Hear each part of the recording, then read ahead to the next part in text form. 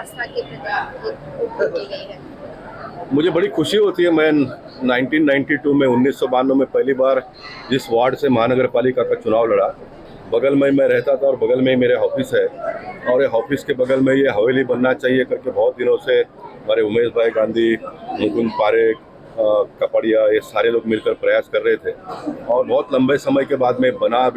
अभी कृष्ण भगवान का यहाँ पर प्रतिस्थापना होगी, और ये शेड जो देख रहे हैं आप, इतना बड़ा विशाल शेड बना है।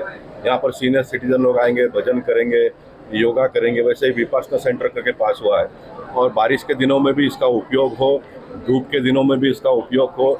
सीनियर सिटीजन लोग आए, यहाँ पर बैठे, योगा करें। इसलिए छपरे का भी परमिशन हमने मुंबई महानगर पालिका के आयुक्त के पास मांगा है।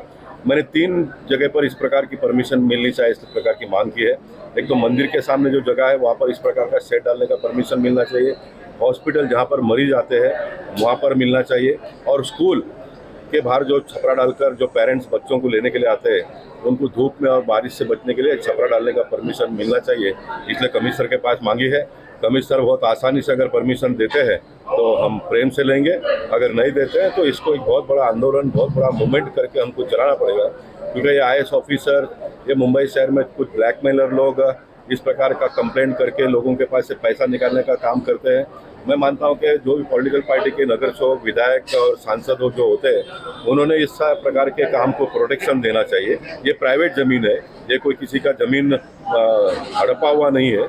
इसलिए ऐसे समय पर लोगों को खुलकर इसका उपयोग हो, इसके लिए मैं निश्चित प्रयास करूंगा। तो कितनी खूबसूरती की तरह से बनाया गया है, और बारिश धूप से भी लोग बच सके, यहाँ पर आकर कीर्तन भजन कर सके, इसकी ध्यान दिया गया है। तो क्या लगता है इस चीजों पे क्यों कार्रवाई की जाती है, और जिस तरह से तोड़क कार्रवाई चल ये जो वैष्णव समाज के लोग हैं, इन्होंने मुझे कहा कि साहब हमने आपको 7 बार वोट दिया। बहुत सारे लोगों ने मुझे 7 बार वोट दिया, और उन्होंने कहा कि ये जब मंदिर की यहाँ पर स्थापना जब होगी तो आप ये पोशाक पहनिए। तो उन्होंने मुझे पोशाक पहना, और ये पोशाक पहनाने के बाद में उन्होंने इस बात की मेरे से गारंटी मांगी है कि ये छपरा विपरा को म्यूनसिपालिटी के लोग बिल्कुल सताए नहीं। उन्होंने मुझे ये भी कहा कि इन दिनों में जो गोरई और वहाँ पर जो तोड़ काम हो रहा है, हम राम नाईक जी से लेकर मेरे कार्यकाल तक, विनोद तावड़े जी के कार्यकाल तक, और इन दिनों में सुनील राणी जी देख रहे, कुछ लोग उनको बदनाम कर रहे हैं, वो तुड़वा रहे करके। लेकिन मैं मानता नहीं कि हमारे विधायक ऐसा के तोड़ काम करते होंगे, लेकिन ऐसा कोई प्रूफ मुझे देता होगा तो उसके ऊपर मैं ध्यान दूंगा।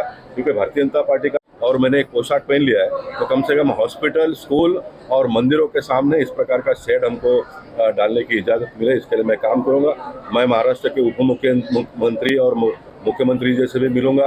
उनका ये दायित्व बनता है। सरकार मेरी है तो भी प्रेम से देते तो उनका सम्मान करेंगे, स्वागत करेंगे।